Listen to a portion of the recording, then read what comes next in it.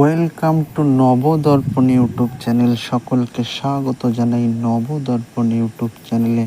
Friends, এখন আলোচনা করব নেইমারকে নিয়ে।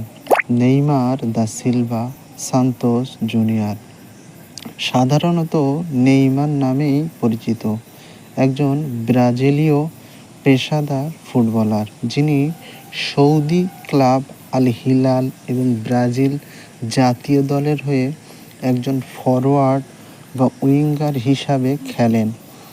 তাকে আধুনিক বিশ্বের উদীয়মান ফুটবলারদের মধ্যে অন্যতম মনে করা হয়।